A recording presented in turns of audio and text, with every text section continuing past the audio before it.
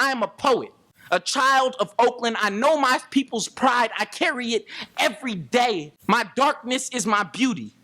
I am not afraid of the skin the sun gave me. For all people, everywhere, culture is the nervous system of politics and economy. Whether you're talking about the news, your favorite primetime television show, telephones, radio, or digital platforms, our telecommunication systems is charged with connecting and representing the collective body politic. And yes, I'm talking about you. It is a tragic example of the failures of our media policies. Now, Chairman Wheeler, we know that you did not cause these problems, but we know that you can fix them. In these moments, our communities rely on commissions like the FCC to stand up and protect us from those that will do harm. We know that poor people of color are the targets of our criminal legal system and our immigration enforcement system, and their families bear the additional burden of being targeted by these profit-driven industries. We urge the FCC to continue its work to protect our communities from these indefensible practices. Just as it did for the analog network, a robust set of policies and principles designed to make sure that we are all connected will benefit consumers and carriers alike. We encourage the FCC to enforce its 257 rules and to expand them to include not just ownership, but management too. My point is to underscore the vital importance of your regulatory responsibilities to look after the interests of all citizens in this new age of interconnectivity, and especially for those who lack the access and leverage of wealth and privilege.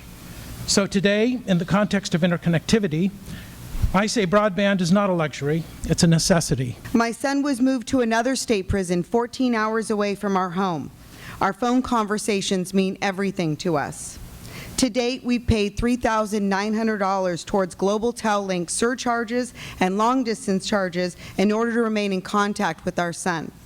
He has 16 more years left to go, which will average out to $20,800 in phone bill charges we are expected to pay in order to remain in contact with him.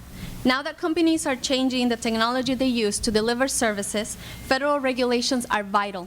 We have seen AT&T and Verizon push bills that remove regulations at the state level, claiming that the federal rules will be enough to protect rural people. The reality is different. Brother Wheeler, we are so honored that you came here today. Honored not because you're the chairman of the FCC, but because you're in a position with colleagues in Washington, D.C. to perhaps do something about the conditions that are affecting our communities. Mr. Tom Wheeler. Brother Wheeler. I really appreciate how you, first of all, created this forum, and second of all, how you all shared your thoughts. High on the list was get outside of Washington and listen to people other than the typical Washington players. And one of the things that empowers me to be able to say that and do that is that I was a typical Washington player. What you heard Chairman Wheeler say is that he's going to remember your stories, and that he's going to take them with him, and that he's learned from us. So thank you, Oakland, and good night.